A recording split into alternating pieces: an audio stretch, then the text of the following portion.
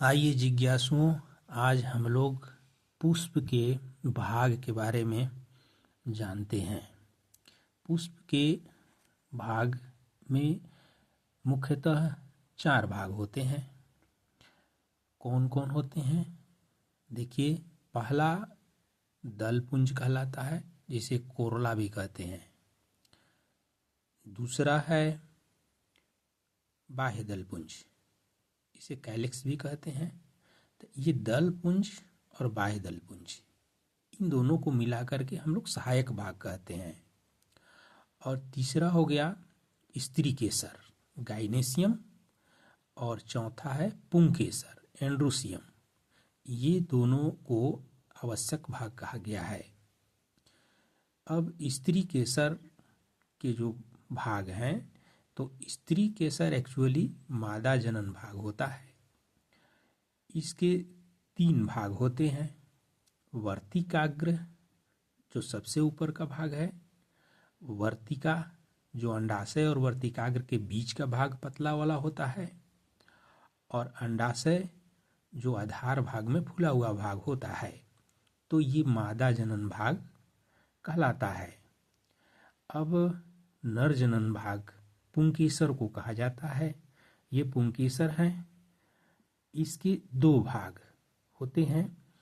एक पुतंतु है, मतलब फिलामेंट या धागानुमा संरचना रहता है, जिसके सिरा पर गोल फुला हुआ संरचना होता है, जिसको हम लोग परागकोश कहते हैं। परागकोश और पुतंतु, इस प्रकार पुंकेसर के 2 भाग हुए। यह नर जनन भाग है। अब इसके बाद शब्द आता है परागन और निषेचन। परागन 2 भाग का होता है, मतलब कि परागमन का 2 प्रकार, स्वपरागन, परपरागन। स्वपरागन क्या है? जब एक ही पुष्प का परागकण उसी पुष्प के स्त्री केसर के वर्तिकाग्र पर पहुंचता है, तो इसे स्वपरागन कहते हैं।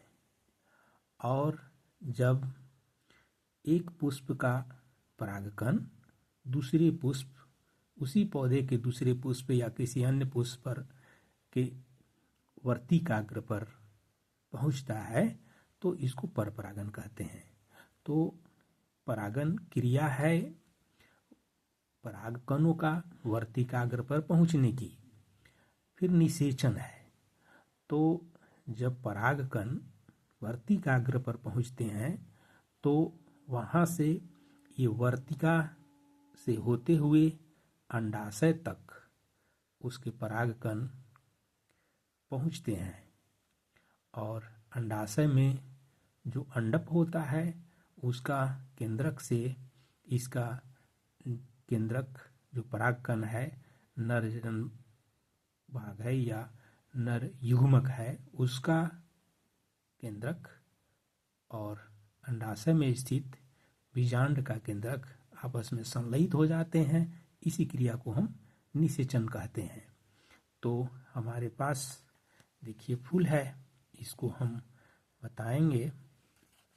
इसमें देखिए, ये जो पीला पीला भाग है, इसमें देखिए ये छोटा छोटा गोल संरचना है, ये पीला वाला भाग है, छोटा छोटा गोला गोला है, ये है पुंकेसर। ये नरजनन भाग है। ये सैकड़ों की संख्या में होता है। ये देखिए उड़हल का फूल है, इसमें ये हो गया नरजनन भाग। और इसके बीच में ऊपर में आप देखिएगा, ये देखिए, ये जो 5 ठो ये भाग दिखाई दे रहा है छोटा, ये बीच वाला, ये देखिए लाल वाला जो है, इसमें ये लाल वाला भाग जो है, ये वाला है मादा जनन भाग या स्त्री केसर। और ये सबसे ऊपर वाला जो सीरा रहेगा, इसका सबसे ऊपर का जो सीरा होता है, और उसी को हम कहते हैं वर्तिकाग्र। और ये सब पीला वाला जो भाग है, ये है पुंकेसर। इसमें देखिए छोटा छोटा फिलामेंट लगा हुआ है जिससे यह जुड़ा हुआ है स्त्री केसर के बाहरी भाग से, और इसके बीच में ये जो दिख रहे हैं लंबा वाला भाग है, तो यहाँ स्त्री केसर से ऊपर से एक फिलामेंट पतला जाएगा और इसके आधार भाग में नीचे की ओर चला जाता है, जो कि नीचे फूला हुआ भाग होता है। इधर जब उसको निकाला जाएगा अंदर में तो ये फूला भाग होता है, इस जगह वो अंडाशय होता है। तो इस प्रकार इसका ये आवश्यक भाग कहलाते हैं। ये जो है आवश्यक भाग हो गया, ये आपका ये पुंकेसर अब स्त्री केसर, ये आवश्यक भाग हो गए। और इसके बाद ये नीचे देखिए, ये चटकीला रंग का जो पत्तेदार ये दिखाई दे रहा है, ये इसमें इसकी संख्या देखिए 5 है ना, तो 5 है। इसको कहते हैं दलपुंज या कोरोला। यह चटक रंग का है, आकर्षक है। इसका कार्य है कि ये भंवरे को अट्रैक्ट करता है इसके नेक्टार को चूसने के लिए। और इसके बाद इसके बाहर देखिएगा तो बाहर का भाग भी होता है। ये देखिए, ये जो भाग है ये वाला, ये भाग है बाह्य दल पुंज या कैलिक्स, ये कैलिक्स है। और ये जो है ये किसी किसी में होता है, सब फूल में तो नहीं पाया जाता है, तो इसको कहते हैं एपिकैलिक्स। ये है पत्तानुमा है तो ये एपिकैलिक्स है, और ये कैलिक्स हो गया, और ये कोरला हो गया। इसमें 5 इसकी संख्या है, ये कोरला हो गया। तो कैलिक्स ये वाला भाग, ये और ये कोरला, ये दोनों सहायक भाग हो गए फूल के।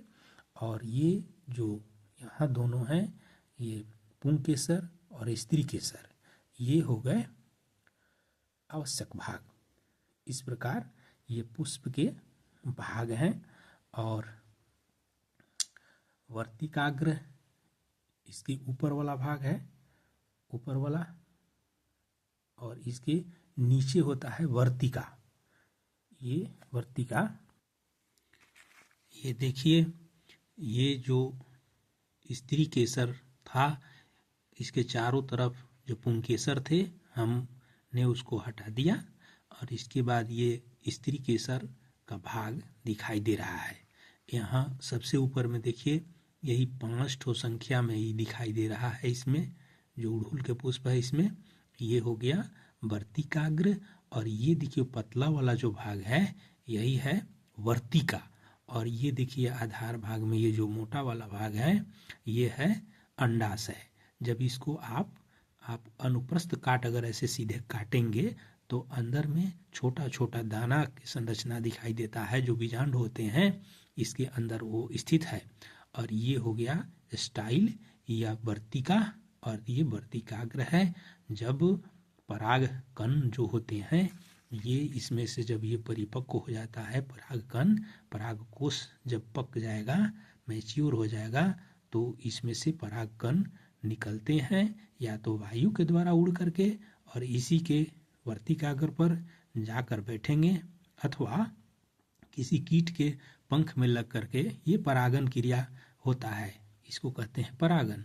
तो ये पराग कण को ये पहचान लेता है, ये वर्तिकाग्र, और फिर वही पराग कण आगे की ओर नीचे पराग नलिका बनाते हैं अंदर से, और पराग नलिका से होते हुए ये पराग कण फिर ये वर्तिका से होते हुए ये यहाँ तक अंडाशय तक जाते हैं, और वहाँ पर बीजांड से निषेचन की क्रिया होती है उसकी न्यूक्लियस से, और वो फिर बीज का निर्माण करते हैं, और ये अंडाशय जो है यही फल के रूप में रूपांतरित हो जाता है। हालांकि उड़हल में ऐसा होना नहीं होता है, ऐसा नहीं होता है, लेकिन और जो फल होते हैं जैसे मक्का हो गया, गेहूँ हो गया, और जो फसल है, दाना है, तो उसमें ये जो अंडाशय है वही फल के रूप ले लेता है।